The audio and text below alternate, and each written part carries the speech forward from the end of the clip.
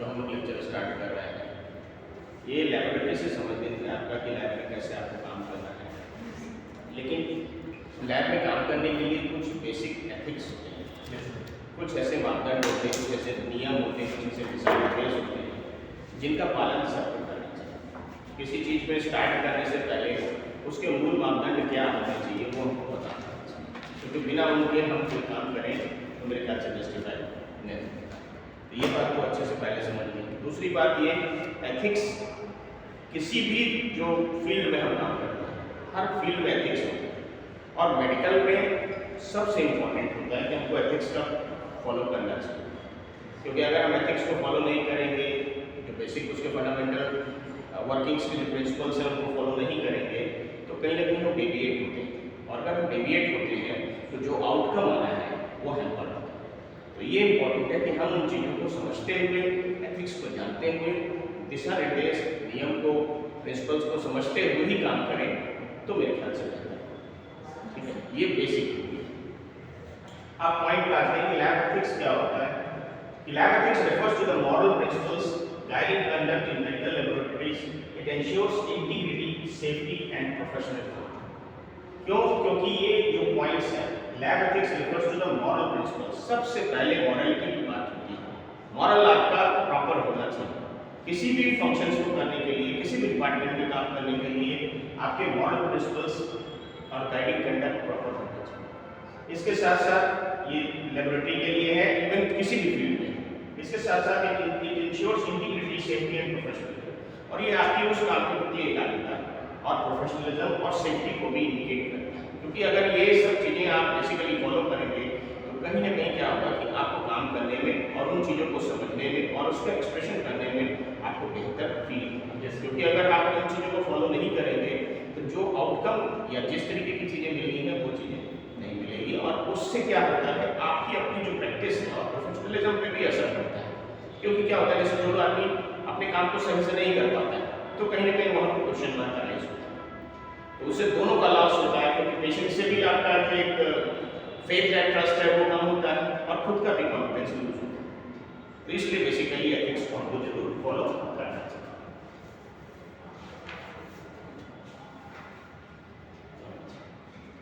Importance of lab ethics, क्या importance होनी चाहिए? Ensures accurate and reliable test results, मतलब हमको प्रायोरिटी ये जरूर रखनी चाहिए कि हमको एक्यूरेट और रिलायबल टेस्ट रिजल्ट मिलने चाहिए। क्योंकि अगर हम प्रोसीडिंग सही करेंगे, प्रोसेस सही करेंगे, कैलिब्रेशन सही करेंगे, उसकी जो प्रॉपर एक्शन के साथ हम सारा चीज़ को परफॉर्म करेंगे तो हमें रिजल्ट्स भी प्रॉपर मिलेंगे। इसके साथ साथ प्रोटेक्ट्स पेशेंट्स कॉन्फिडेंशियल, पेशेंट की कॉन्फिडेंशियलिटी बहुत जरूरी होती है, क्योंकि उसने आपसे जो बातें अपनी शेयर की है, जो अपनी कंडीशन शेयर की है, उसको किसी और से नहीं कहना है। ठीक है, वो चूंकि 1 to 1 की बात है, आप सैंपल लेने गए, आपसे कोई बात उन्होंने कही तो उसको अपने तक ही सीमित रखना है, क्योंकि वो काफ़ी आंतरिक चीज़ें होती हैं, उसको किसी से शेयर नहीं करना। आपको जब अपनी टेस्टिंग परफॉर्म करनी है तो उसमें उन चीज़ों का ध्यान रखना है कि उन्होंने मुझसे क्या कहा। कोई मेल पेशेंट है, फीमेल पेशेंट है, एल्डरली पेशेंट्स है, कोई छोटा बच्चा है, छोटी बच्ची है, आपने किसका सैंपल लिया है, उसके हिसाब से उसकी कंडीशंस को भी उसने आपको बताया है। तो आप जब चीज़ें परफॉर्म करते हैं तो उनको आपस की विश्वसनीयता बनी रहनी चाहिए। इसका विशेष ध्यान मेंटेन्स ट्रस्ट इन हेल्थ, सबसे बड़ी चीज विश्वास। अगर किसी भी पर्टिकुलर जो पर्सनल है वो अपना ट्रस्ट अगर बनाए रखता है तो फील्ड में भी काम उसका अच्छा होगा और वो प्रोफेशनली बहुत आगे तक जा सकता है। जो एथिक्स को फॉलो करता है, जो मॉरल्स को फॉलो करता है, गाइडलाइंस को फॉलो करता है, उसको आगे चलकर के जीवन के किसी भी लेवल तक कोई भी मुश्किल नहीं खड़ी होती। ठीक है, next prevents legal and professional issues, ये बहुत इंपॉर्टेंट है, this is very important point. कोई भी जब इस तरीके के आप एथिक्स को फॉलो करते हैं, नियम को पालन करते हैं, तो किसी भी स्टेज में आपको कोई लीगल और प्रोफेशनल इश्यूज क्रिएट नहीं होते। क्योंकि अगर कोई प्रोसीजर गलत कर दें, रिपोर्ट्स आपकी गलत आ जाए, फाइंडिंग्स गलत आ जाए, फिर कल को कोई उसको क्लेम कर दे कि भाई जो आपने टेस्ट किए वो प्रॉपर नहीं है, और उसकी वजह से कोई कॉन्सिक्वेंस क्रिएट होते हैं, माल प्रैक्टिस होती है या फिर कोई माल ट्रीटमेंट क्रिएट हो जाता है, दूसरे तरीके का ट्रीटमेंट उसको मिल जाता है, पेशेंट की कंडीशन बिगड़ जाती है, तो रिस्पॉन्सिबिलिटी फिर करने वाले की है ना। और इसके साथ साथ प्रोफेशनल इशू भी, फिर आप जहाँ पे काम कर रहे हैं अगर किसी कारण से चीज़ें सही नहीं है तो जिस मैनेजमेंट के साथ, जिस अथॉरिटी के साथ आप काम कर रहे हैं वो आपको कह सकता है कि भाई आपकी जो सर्विसेज है वो प्रॉपर नहीं है और आपने हमें खुद को भी मुश्किल में खड़ा किया और हमें भी मुश्किल में लाके खड़ा किया और कल को कोई लीगल इश्यूज भी क्रिएट हो जाते हैं तो फिर चैलेंजेस उस पर दोनों के लिए कॉन्सिक्वेंसेस बढ़ाते हैं। ठीक है, इतना जरूर ध्यान रखना।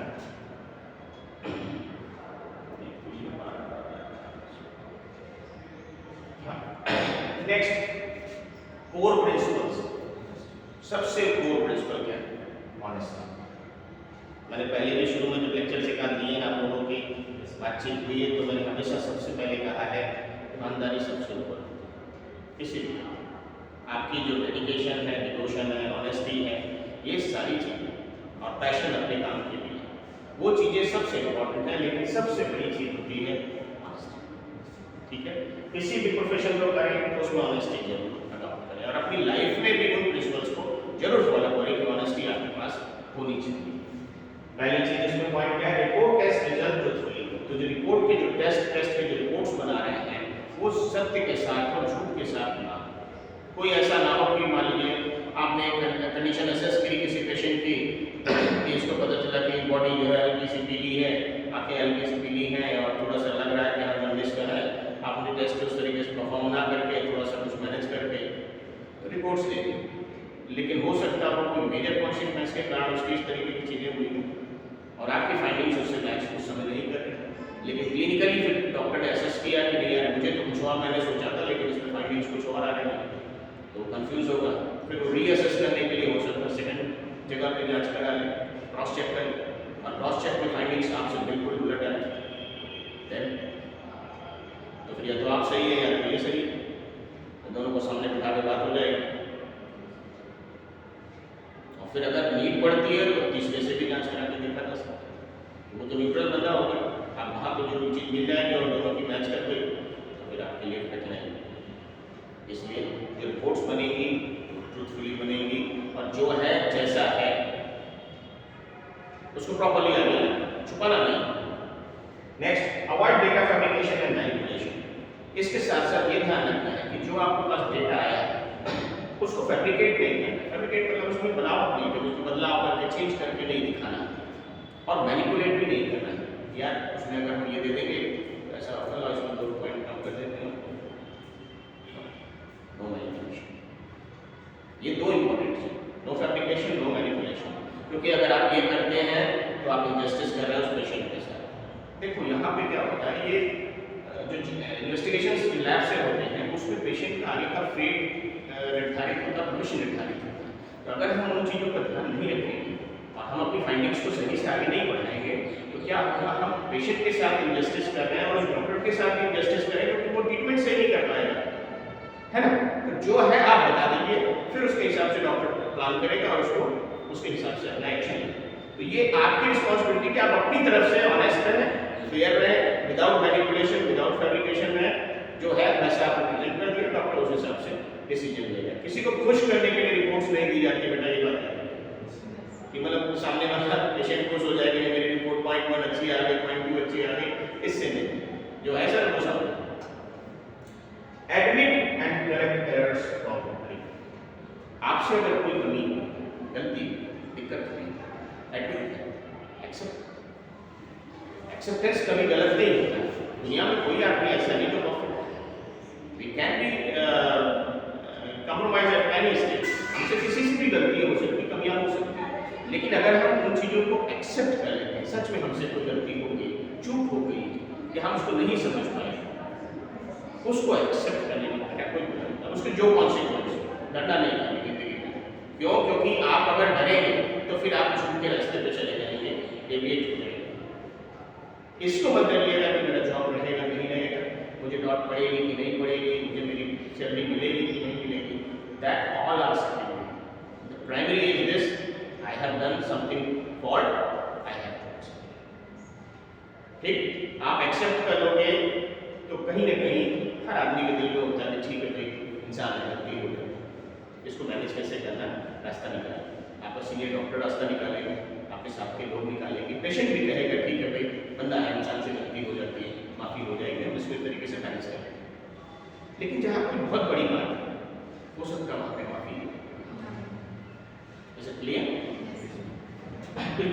दूसरा admit and correct errors promptly, और जो गलतियां हुई हैं तो उसको समय से दुरुस्त करिए कि नहीं सर वो गलती से ये वाली प्रिंट हो गई थी रिपोर्ट सर, ये वाली फाइंडिंग्स नहीं थी सर, ये वाली थी जरा sir thanks for it sir, but sir इसको आप एक्सेप्ट करिए, ये वाली को माइनस कर दो।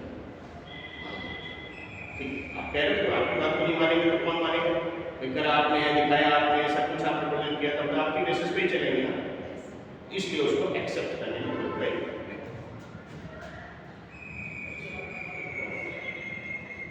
कोर प्रिंसिपल्स में अगला पॉइंट है सेफ्टी। पहला ऑनेस्टी था, दूसरा हम लोगों ने सेफ्टी को रखा। Follow biosafety protocols.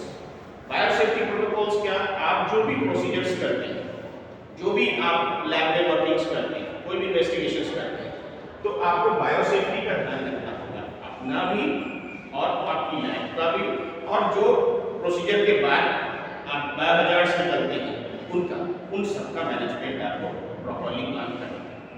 ठीक है, तो उन चीजों को आप अगर प्रोटोकॉल्स को, प्रोटोकॉल कहते हैं दिशा निर्देश, किस तरीके से चीजों को करना है उनको आपको प्रॉपर्ली बायोसेफ्टी का प्रोटोकॉल फॉलो करना चाहिए। नेक्स्ट, जो आप प्रोसेस करते हैं उन प्रोसेस में आपको अपने जो ड्रेसेस हैं, यूनिफॉर्म्स हैं, उनका भी प्रॉपर्ली यूज सही से करना चाहिए। नेक्स्ट, प्रॉपर्ली डिस्पोज बायोहजार्ड्स, सबसे इंपॉर्टेंट चीज है, क्योंकि अगर जितना भी वेस्ट निकलता है उसको इधर उधर नहीं थ्रो करना है, उसको प्रॉपर्ली कलेक्ट करना है, जिस तरीके से मान लीजिए आपने नीडल से सैंपल लिया तो नीडल कटर से उसको अलग करके रखना है, कोई और जो वेस्ट प्रोडक्ट्स है या ब्लड कंटेंट है उसको अलग से कटिंग करके और बायोहजार्ड्स वाले बैग में अकॉर्डिंग टू द प्रोटोकॉल्स उनको फॉलो करके डिस्पोज ऑफ करना है। प्रिवेंट कंटामिनेशन एंड एक्सीडेंट, इसके साथ साथ किसी भी तरीके का इन्फेक्शन होने से, कंटामिनेट होने से रोकना, एक जगह से दूसरी जगह कोई चीज कंटामिनेट ना हो। मान लीजिए ब्लड सैंपल लिया गया, वो इधर उधर हो जाए तो उसकी वजह से दूसरे को भी इन्फेक्शन होने के चांसेस हैं, या फिर कोई नीडल से प्रिक करके सैंपल आए, वो नीडल गलती से कहीं आपको न छूट जाए उसका भी। और कोई एक्सीडेंट कोई बात हो जाएगी, मैंने कि जैसे कोई चीज़ अगर है तो प्रोसीजर कर रहे हैं और एक्सीडेंट भी आपके साथ ही कोई चीज़ हो जाए तो वो चीज़ों को बचाना, ये आपको ध्यान रखना है, इन चीज़ों से भी सेफ्टी रखनी। Respect, honesty, safety and respect. ठीक, रिस्पेक्ट क्या है? Respect patient dignity and privacy, patient की जो डिग्निटी है उसका सम्मान है और उसकी जो प्राइवेसी है उसका हमको सम्मान करना चाहिए। ठीक है, उसके साथ साथ कोलैबोरेट रिस्पेक्टफुली विद कॉलीग्स, आपके जो सहयोगी हैं, आपके जो साथ काम करने वाले हैं उनके साथ भी सम्मानजनक व्यवहार करना चाहिए। क्यों? If you do not do this तो हमें जो कंपनी है, जो हमारे कॉलीग्स हैं, वो हमारे साथ अच्छे से बिहेव नहीं करेंगे। अगर हम एग्रेसिवली उनके साथ काम करते हैं या उनके साथ थोड़ा सा मिसबिहेव करते हैं, थोड़ा सा एरोगेंस शो करते हैं, या I am the senior and you are the junior, तो वहाँ चीज़ें खराब होती हैं। बिकॉज मेडिकल में एक कोर टीम होती है और टीम के अकॉर्डिंग ही सब काम करते हैं। अपनी हायरार्की पता होती है और ऊपर नीचे का भी सबको पता होता है कि भाई ये ऊपर के लेवल पे है, इनसे नीचे, इनसे नीचे, इनसे नीचे, तो अपने लेवल के हिसाब से अपनी रिस्पेक्ट को भी बनाए रखना है, अपनी डिग्निटी को भी बनाए रखना है और अपनी वर्किंग हायरार्की को भी बनाए रखना है। तो ऑर्डर्स नीचे से ऊपर नहीं, ऊपर से नीचे जाते हैं, नीचे से ऊपर नहीं जाते, तो फॉलो भी उसी के हिसाब से करना।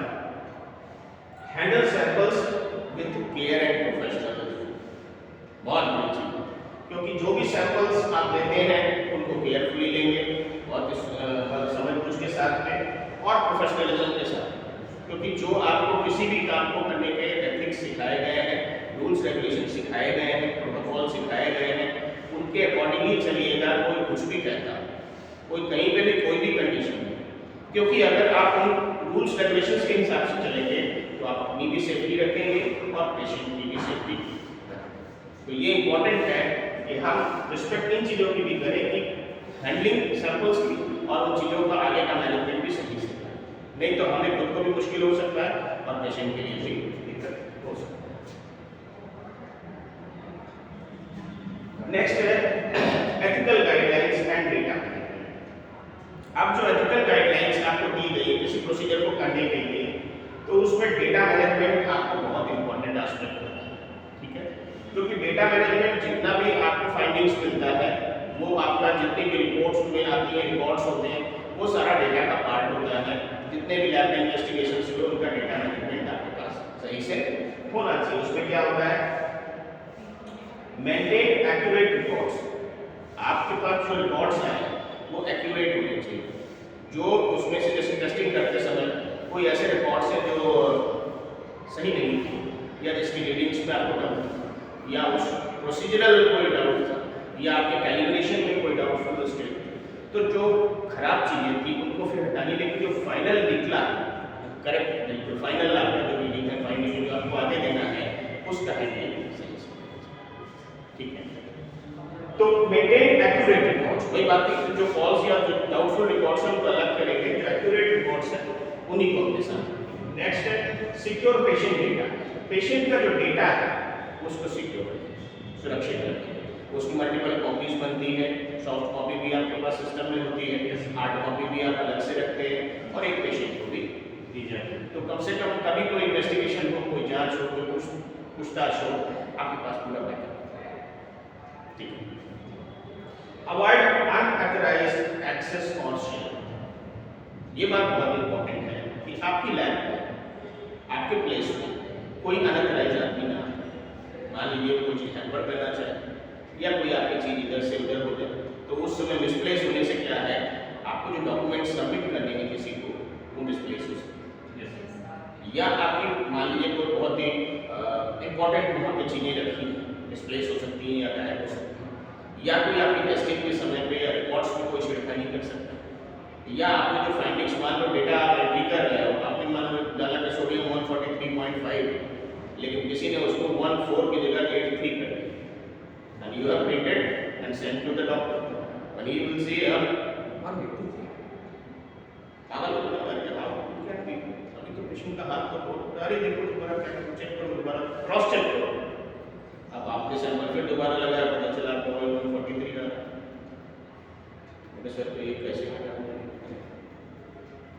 तब वेरीफाई होगा कि आप लिखा तो मैंने उसमें 143 लिखा, ये चीज़ कैसे, बट आपके साथ चीज़ें चलो वो ध्यान रखना। तो आपको ये चीज़ का ध्यान रखना है कि अनऑथराइज्ड एक्सेस किसी का नहीं होने देना है, किसी को नहीं आने देना है, और कोई शेयरिंग भी नहीं करनी है।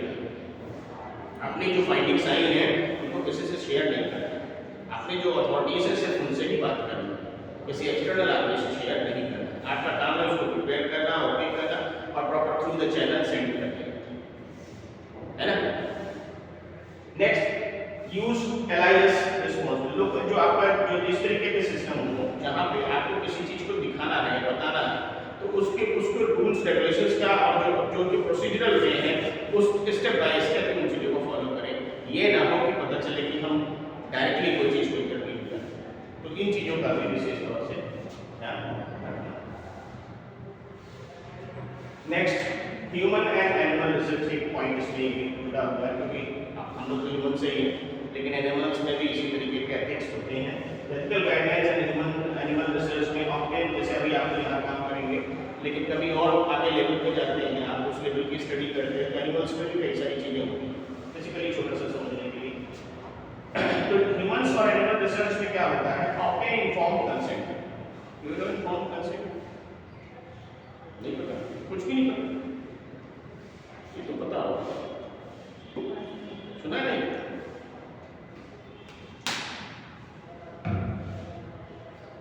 दो शब्द है, इन्फॉर्म्ड कंसेंट। इन्फॉर्म मतलब पूर्व सूचना दी गई, और कंसेंट मतलब सहमति। देखा कंसेंट फॉर्म होता है, तो उसको ही हम लोग, एक कंसेंट फॉर्म जनरल होता है, एक इन्फॉर्म्ड कंसेंट होता है। इन्फॉर्म्ड कंसेंट में क्या होता है, हमको जैसे कोई प्रोसीजर करना है तो हम पहले से आपको बिठा करके बुला करके एक एक चीज़ समझा देंगे कि भाई ये प्रोसेस में ये होना है, इस पे ये कॉन्सिक्वेंस है, इसमें ये मेरिट्स हैं, ये डिमेरिट्स हैं, ये आगे चल के ये कॉम्प्लिकेशंस हो सकते हैं, क्या आप इन चीज़ों के साथ में सहमत हैं? यदि वो अपनी सहमति देते हैं तो इन्फॉर्म कंसेंट साइन है, नहीं देते हैं तो हम प्रोसीजर होल्ड करेंगे। क्यों? क्योंकि उससे रिलेटेड कॉन्सिक्वेंसेस होते हैं, तो सेफ्टी नॉर्म्स को ध्यान रखते हुए आप भी बचेंगे और उनका भी है, तो कम से कम आप कर रहे हैं तो आपके लिए सेफ्टी नॉर्म्स होने चाहिए। That is point. Ensure voluntary participation, और कोशिश करते हैं कि जो अगर सहयोग जैसे एनिमल्स में रिसर्च में होता है या ह्यूमन्स में भी कहीं अगर रिसर्च का वर्क है, तो वॉलंटरी हम लोग सपोर्ट, जो लैब वाले होते हैं या जिस तरीके के बंदे होते हैं सपोर्ट लेते हैं, जिसको ह्यूमन हैंडलिंग उस तरीके से वॉलंटरी पार्टिसिपेशन भी किसी का किया जा सकता है। Follow ethical review board protocols, इसके साथ साथ जो एथिकल रिव्यू, मतलब ये रिसर्च से रिलेटेड बात है ध्यान की, follow ethical review board protocols. Ethical review जो बोर्ड होता है, एथिकल बोर्ड होता है, तो वो सारी भी जो रिसर्च होती है उनका असेसमेंट करता है, जो आप उनको डॉक्यूमेंटेशन देते हैं। तो उसमें कोई अगर ऐसे इश्यूज हैं जो एक्सेप्टेबल नहीं है तो वो उन चीज़ों को पॉइंट आउट कर सकते हैं कि आपने यहाँ पे ये प्रोटोकॉल फॉलो नहीं किया है, तो उन चीज़ों पे मेंशन करेगा। अगर एक्सेप्टेबल है तो कर लेता है, नहीं तो आपको रिवर्ट करेगा कि इसको दोबारा इस तरीके से करके फिर लें। ठीक है। Treat animals humanly. एनिमल्स में हमेशा कहा जाता है कि एनिमल्स में जब हम कभी कोई ट्रायल करते हैं, इस तरीके की रिसर्च होती है, तो ह्यूमनली हैंडल करना है, ना कि बहुत ब्रूटली या बहुत ही उस तरीके से उनको हैंडल किया जाए। Ethical guidelines, publication ethics. तो जो हम लोग एथिकल गाइडलाइंस होती हैं उसमें अवॉइड प्लैगियरिज्म। प्लैगियरिज्म कहते हैं बेटा, जैसे कोई डॉक्यूमेंटेशन है कहीं से पहले से, किसी ने कोई रिसर्च की हुई है, कोई ऐसे डॉक्यूमेंट्स बनाए हुए हैं रिसर्च के, आपने इनको चोरी कर ली, वो काम नहीं करना कि अपनी इस सब्जेक्ट स्टडी में उसको डाल दिया, तो वो चीज़ नहीं करना। क्रेडिट ऑल कंट्रीब्यूशंस, और आपको जो अपने जो कंट्रीब्यूशंस हैं उनको जहाँ जहाँ से लिया है उनको मेंशन करना है। ये नहीं कि आप नहीं सब जगह ना, लोग कहते हैं रेफरेंसेस कई सारे होते हैं कि ये कहाँ से बुक से लिया है, वो कहाँ से जानकारी मेंशन करना है। डिस्क्लोज कॉन्फ्लिक्ट्स ऑफ इंटरेस्ट, और जो भी चीज़ें आपकी कॉन्फ्लिक्ट ऑफ इंटरेस्ट हैं उसको मेंशन करिए वहाँ कि भाई ये इनके साथ ऐसे ऐसी बातें हैं, लेकिन यहाँ पे इंटरेस्ट इनका है।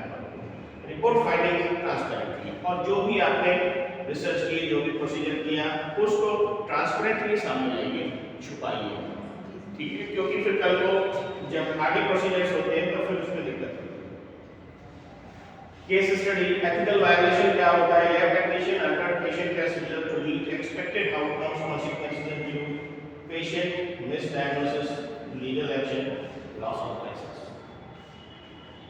ये तीनों चीजें आपके सामने, अगर आप सही से नहीं करते हैं, एथिकल वायलेशन करते हैं कोई, तो ये कंडीशन खड़ी हो सकती है, आपकी डायग्नोसिस पेशेंट भी गलत हो जाएगी, आपके ऊपर लीगल एक्शन हो सकता है, और साथ में आपका लाइसेंस भी जब्त हो सकता है। Clear?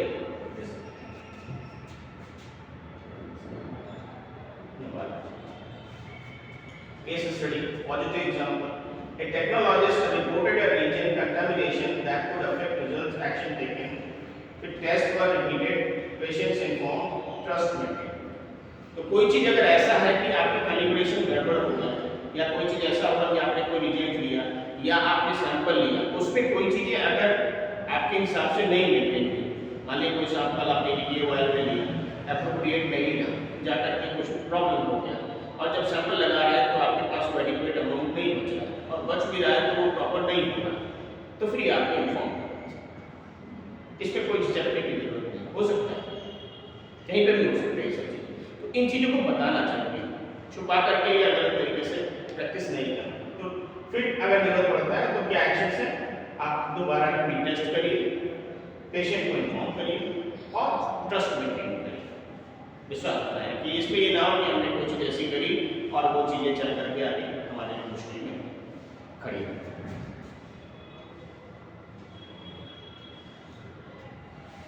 Practical applications in MLT labs, label samples correct है। जब भी आप कभी सैंपल लेते हैं, देखा होगा सैंपल लेने से पहले आप अपनी जो जिसमें भी ट्यूब्स में लेते हैं, जिस भी स्पेसिमेन को लेना होता है उसके हिसाब से उसमें उसकी सेटिंग्स होती है, उसमें आप लेते हैं लेबलिंग, लेकिन पहले से रेडी करके नाम जो भी नेम 1 से उसको डिटेल मेंशन करके और क्या सैंपल ले रहे हैं वो उसको पूरा उसकी स्लिप बना करके उसमें स्टिक कर देते हैं और सैंपल को उसमें कलेक्ट करते हैं। और एक बार में एक करते यानी कि एक साथ मल्टीपल ले लिया, बाद में स्टिकिंग कर रहे हैं तो नेक्स्ट, ठीक है। सो ये ध्यान रखना, मेंटेन कॉन्फिडेंशियलिटी। फिर यहाँ पे कोई बात आती है कि पेशेंट का जो भी इंफॉर्मेशन है उनकी कॉन्फिडेंशियलिटी को बना के रखना, तोड़ रखना। कैलिब्रेट इंस्ट्रूमेंट्स रेगुलरली, आपको अपने जो इंस्ट्रूमेंट्स हैं उनको प्रॉपर्ली कैलिब्रेट करते रहना है, बीच बीच में आपको उसको कैलिब्रेट करते रहेंगे तो एक्यूरेसी उसकी बनी रहेगी और आपके जो रिजल्ट्स हैं वो एक्यूरेट आएंगे।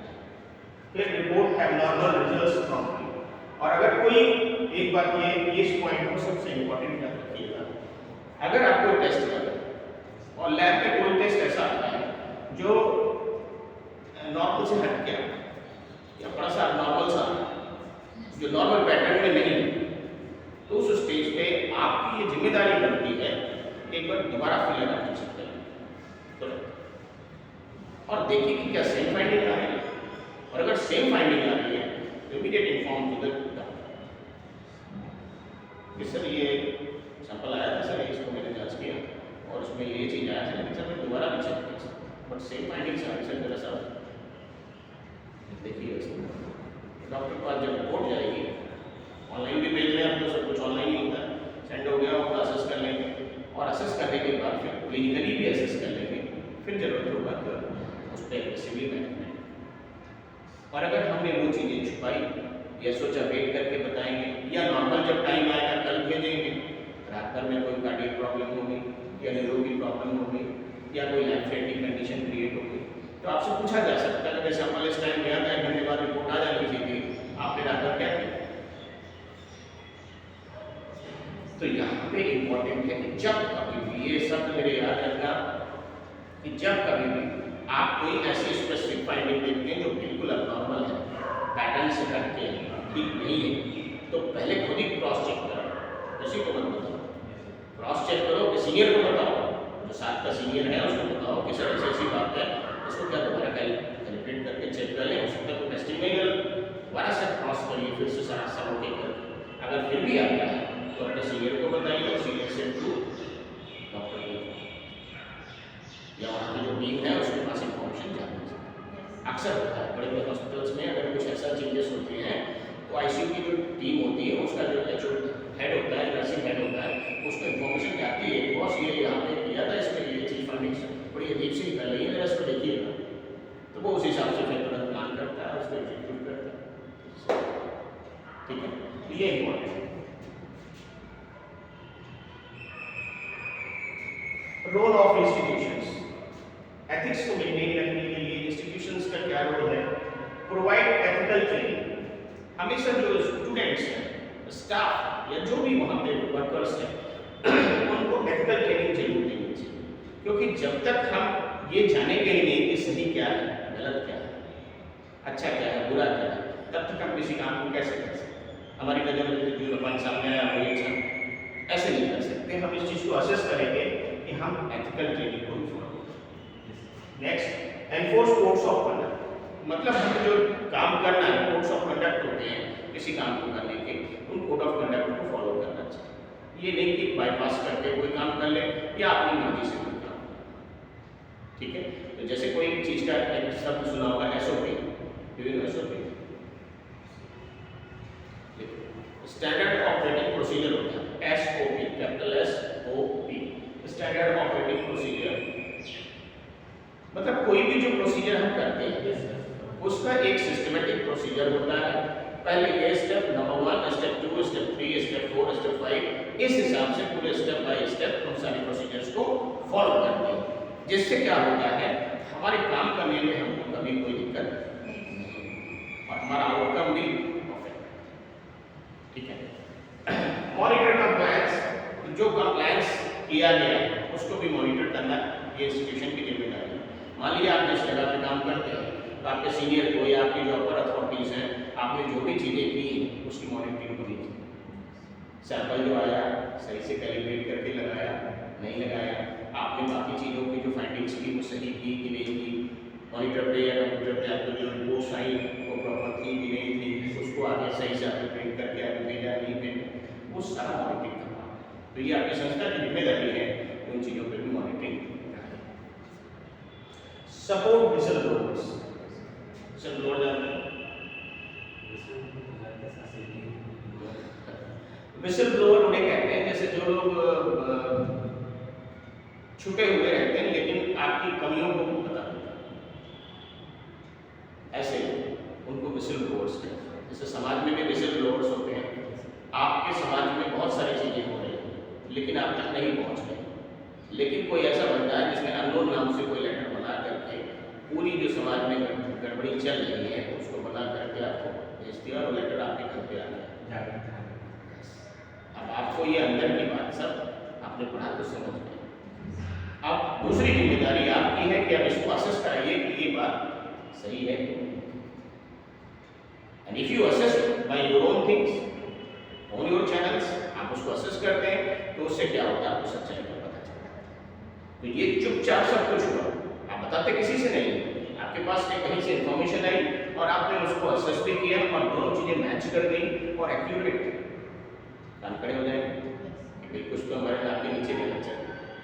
ऐसे लैब्स में भी 10 बंदे काम कर रहे हैं, 20 बंदे काम कर रहे हैं, कोई एक विसल ब्लोअर होता है, बॉस का कोई खास समझते हैं, और एक कुछ ऐसा होता है जो जिसको आप नहीं जानते हैं, आपके में सही है लेकिन उसका काम सिर्फ ये कि बॉस को सही चीज पता। ठीक है, इस तरीके से विसल ब्लोअर्स इनकी गलती कोई नहीं है, लेकिन इनके साथ दिक्कत क्या है कि अगर कभी खुलता है तो इनके लिए मुश्किलें लोग खड़ी कर देते हैं। तो ये चीज का थोड़ा सा, लेकिन कोई ऐसा काम नहीं करना चाहिए।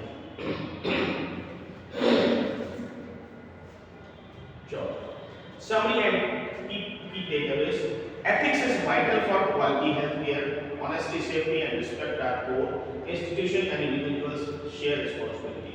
इन सारी चीजों में अगर हम सार निकालें तो 3 पॉइंट्स में अपनी बात हम कह सकते हैं कि जो एथिक्स होते हैं is vital for quality healthcare. Quality healthcare देने के लिए एथिक्स का होना सच में जरूरी है, बहुत जरूरी है। ऑनेस्टी, सेफ्टी और रिस्पेक्ट, ये 3 शब्द आप याद रखेंगे। Honesty, safety and respect. HSR हमेशा याद रखिएगा, ऑनेस्टी, सेफ्टी और रिस्पेक्ट आपके प्रोसीजर्स के लिए, आपके प्रोफेशनल के लिए, आपकी लाइफ के लिए, पेशेंट्स की वेलफेयर के लिए, वेलबींग के लिए और आपकी संस्था के लिए भी हमेशा सबसे ऊपर का मापदंड रहना चाहिए। Next, institution and individual share responsibility. तो जो इंस्टीट्यूशंस हैं और इंडिविजुअल्स हैं उन्हें अपनी जिम्मेदारी तय स्वयं करनी चाहिए और अपनी जिम्मेदारी के हिसाब से ही आगे के क्रियान्वयन को देखना चाहिए और बताना भी चाहिए।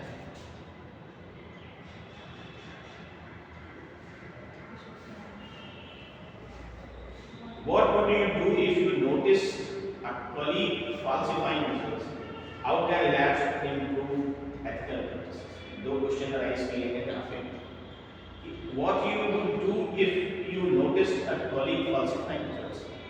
आप क्या करेंगे अगर आपके साथ का कोई बंदा और वो फॉल्सिफाई कर रहा है, रिपोर्ट को थोड़ा सा चेंज करके या फिर करके बना रहा है, आप क्या सीनियर्स को इन्फॉर्म करेंगे। यस, अगर वो मुझसे जूनियर है तो मैं उसको correct. Yes, that is important. किसी भी चीज को एक्चुअली क्या होता है, जब कोई चीज ऐसी हो रही जो आपके सामने हो रही और एक चीज हो रही है जो आपके पीछे हो रही है, तो सामने वाली चीज पे तो आप रिस्पॉन्स कर सकते हैं, लेकिन पीछे कोई चीज हो रही है तो असेस करने के लिए ही मॉनिटरिंग होती है। सिस्टमिक जो मॉनिटरिंग आपके ऊपर से हो रही है वो इसीलिए होती है कि आपने जो स्टेप्स बाय स्टेप काम किए हैं वो एसओपी फॉलो किया कि नहीं किया, रूल्स रेगुलेशंस को फॉलो किया कि नहीं किया, जितने आपको प्रोसीजरल मेथड्स बताए गए थे उनको एक्यूरेसी के साथ किया कि नहीं किया। अब ये नहीं है कि आपकी अपनी लाइफ में कोई स्ट्रेस है, कोई तनाव है, कोई मुश्किल है या बहुत ज़्यादा काम करना पड़ रहा है, उसके कारण से आप जो है वो स्ट्रेस्ड है या आपकी वर्किंग पे कहीं ना कहीं उसका इम्पैक्ट होता है या रात भर काम किया, दिन भर काम किया, थके हुए हैं, उसकी वजह से भी हो सकता है। तो इन चीज़ों को भी देखना है और अगर कोई चेंजेस कर रहा है तो वो समझ करके इन्फॉर्म करना। ठीक है। Next, how can labs improve ethical practice? तो लैब कैसे इंप्रूव कर सकती है एथिकल प्रैक्टिस को, ये भी आपको समझना है। तो ये जो बेसिक नॉर्म्स बताए हैं, इन बेसिक नॉर्म्स को तो फॉलो करना ही करना है, लेकिन जब आप वर्किंग में आएंगे, आप प्रैक्टिकल फील्ड में आएंगे, आपको बहुत सारे कॉन्सिक्वेंसेस को देखने को मिलेगा। स्टेप बाय स्टेप आप चीज़ों को समझना शुरू करेंगे कि क्या सही है और क्या गलत है। तो आप सही चीज़ को हमेशा फॉलो करते जाइए और जो फाउल मेथड्स हैं, जो गलत चीज़ें हैं, उनसे दूर और उनको ध्यान भी रखिए कि ऐसा ना हो कि कल को इसकी वजह से कोई कॉम्प्लिकेशन क्रिएट हो। तो आपकी लैब में, आपके इंस्टीट्यूशन में, आपकी संस्था में चीज़ें फेयर नहीं हो, कोई ऐसी चीज़ ना हो जो माल प्रैक्टिस क्रिएट करे या फॉल्सिफाई करे उन चीज़ों को, जिसकी वजह से पेशेंट को और संस्था को भी और पर्सनली आपको कोई मुश्किल नहीं।